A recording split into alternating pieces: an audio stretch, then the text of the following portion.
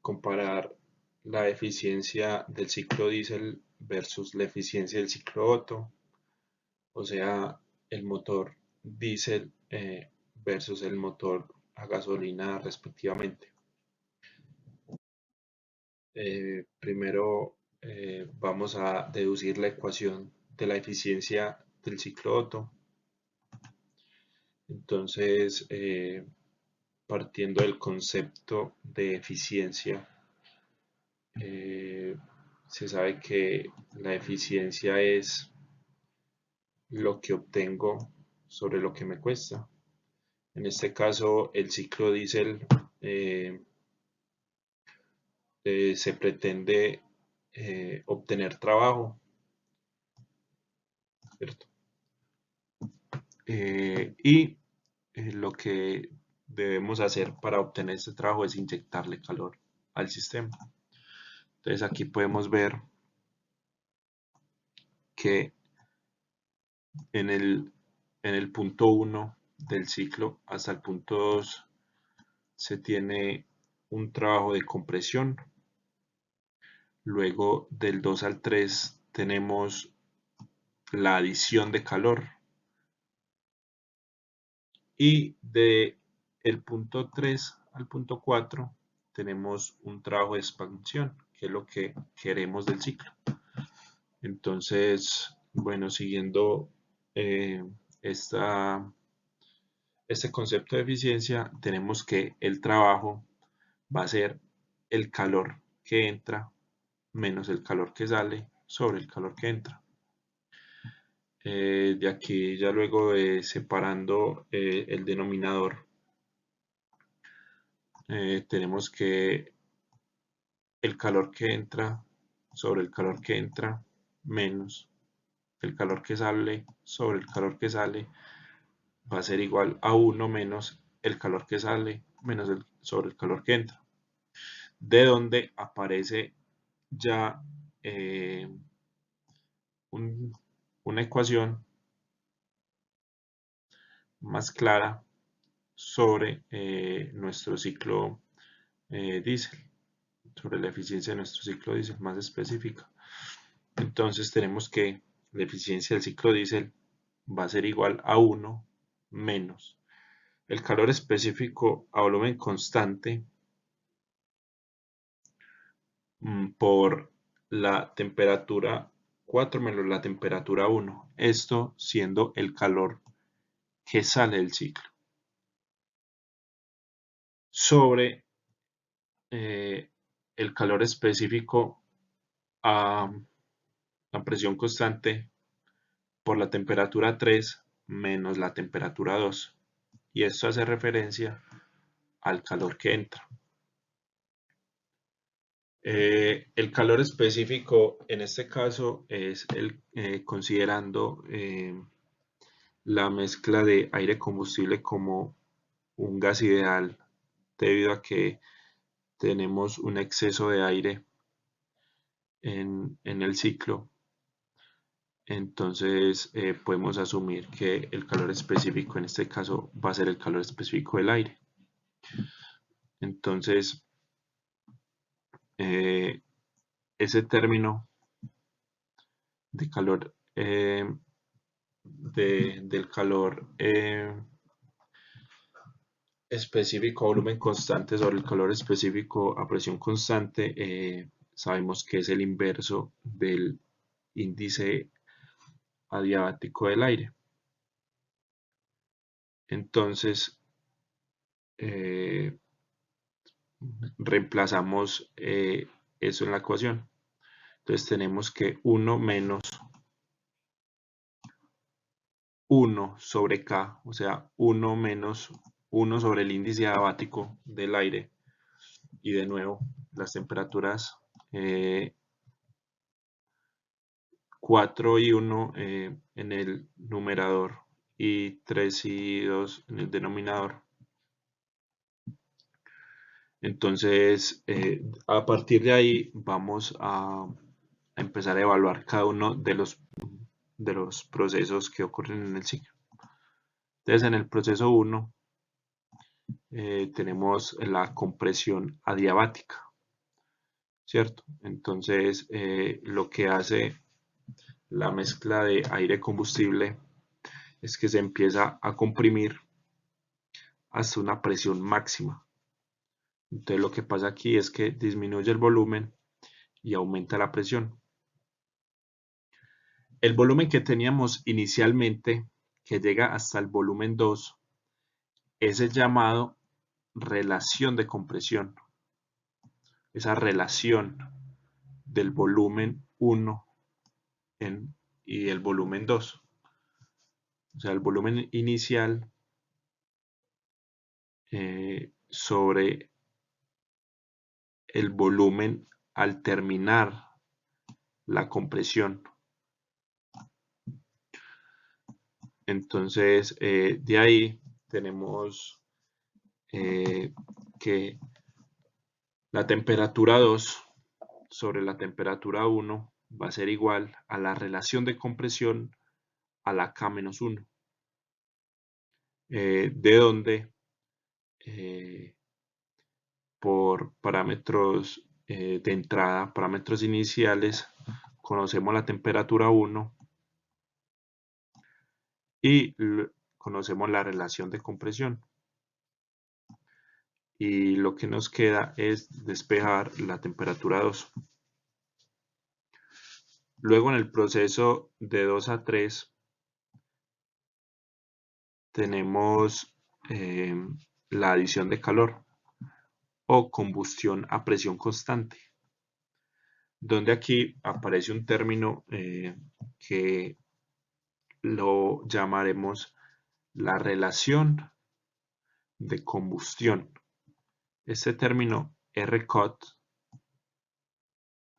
será la relación de combustión, que es básicamente el volumen en el estado 3 dividido el volumen en el estado 2, que el volumen en el estado 3 es al final de la adición de calor y el volumen 2 es al principio, cuando empieza la adición de calor. Entonces, de nuevo, después de haber hallado o después de saber cuál es la temperatura 2, podemos averiguar cuál es la temperatura 3. De aquí, de esta primera fórmula, despejamos la temperatura 3. Entonces, teniendo así que la temperatura 3 va a ser igual a la relación de combustión por la relación de compresión a la K-1. O sea, reemplazando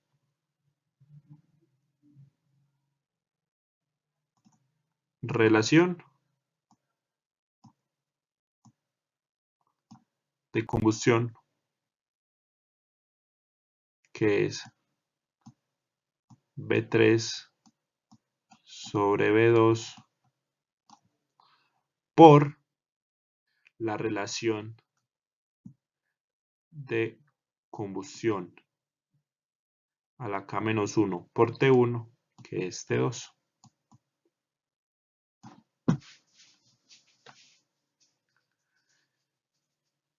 Luego pasamos al siguiente proceso, al proceso de 3 a 4, que es la expansión adiabática, o sea, donde obtenemos el trabajo. Aquí vamos a relacionar la temperatura 3 con la temperatura 4 y vamos a llegar a esto, que la temperatura 3 sobre la temperatura 4 será igual a la relación de compresión sobre la relación de combustión a la K-1, y eso lo obtenemos de hallando qué significa el volumen 4 sobre el volumen 3, que lo que hicimos fue al volumen 4 sobre el volumen 3 multiplicarlo arriba y abajo por el volumen 2 para obtener así, perdón, al volumen 1 sobre el volumen 3 multiplicarlo por el volumen 2 arriba y abajo para así obtener una relación o algo que nos permitiera llegar a la relación de compresión, que es V1 sobre V2, que lo tenemos acá, V1 sobre V2, y la relación de combustión V3 sobre V2. Y así tenemos que la temperatura 4 va a ser igual a la temperatura 3 sobre la relación de compresión sobre la relación de combustión a la K-1. Y ya luego de obtener todo esto, venimos aquí y reemplazamos cada una de las variables encontradas en esta ecuación, en la ecuación de la eficiencia del ciclo diésel.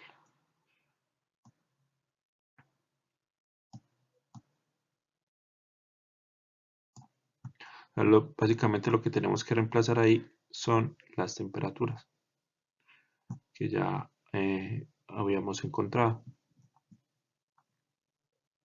Y así, luego de reemplazar ahí, obtenemos la eficiencia del ciclo diésel.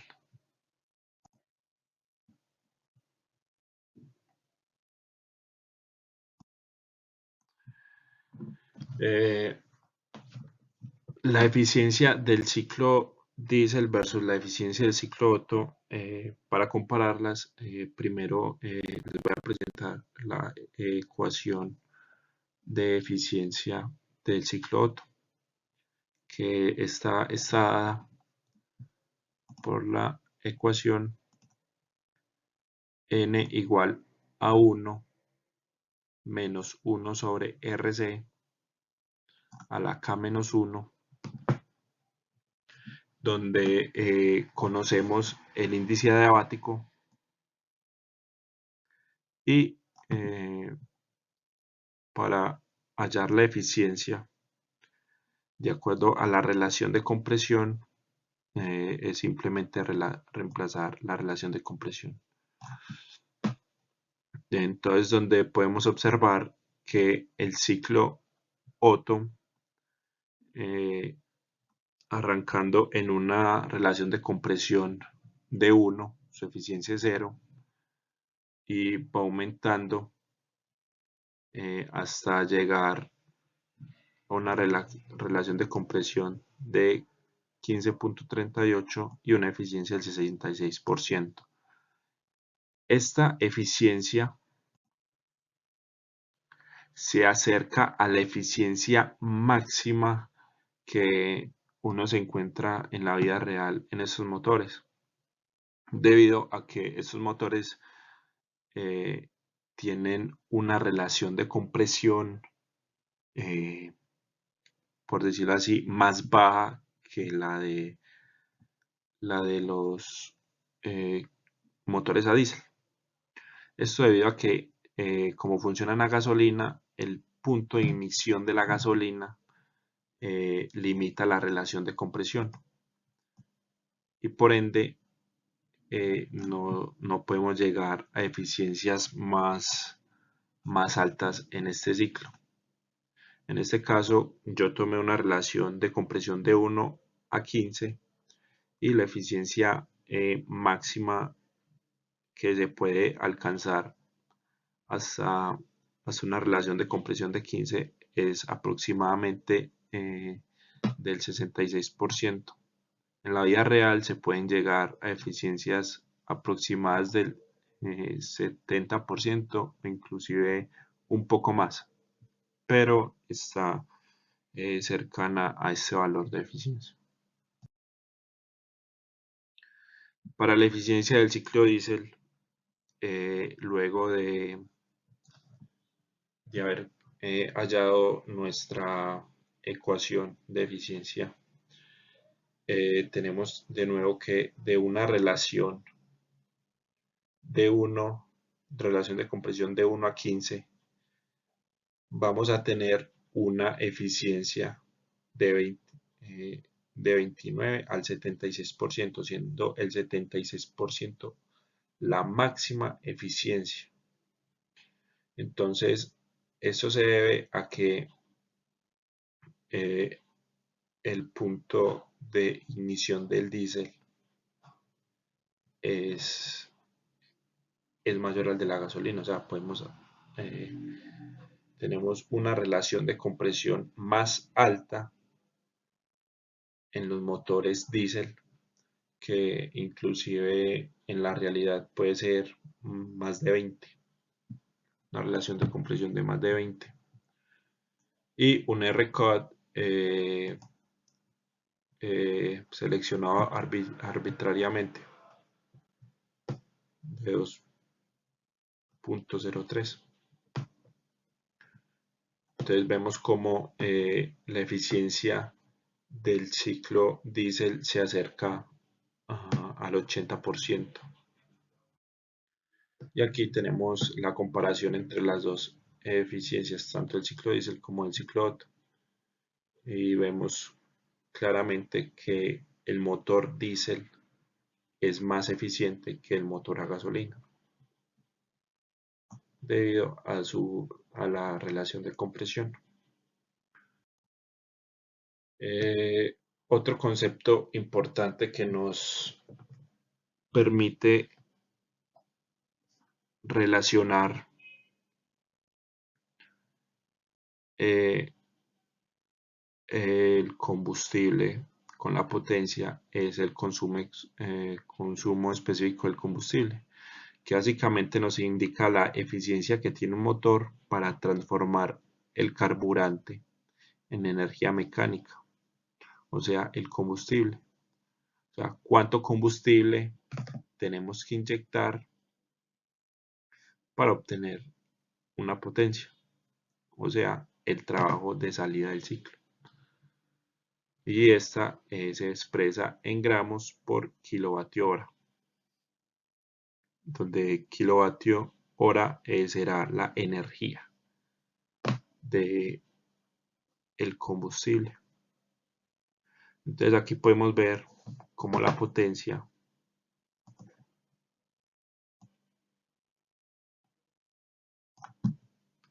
la comparamos con el consumo específico de combustible. Y tenemos que este sistema Lever Power Efficiency, que es un sistema de control de motores, por decirlo así, como nos da un punto óptimo de funcionamiento, donde vamos a tener el consumo específico de combustible mínimo y nos va a dar la potencia máxima del motor.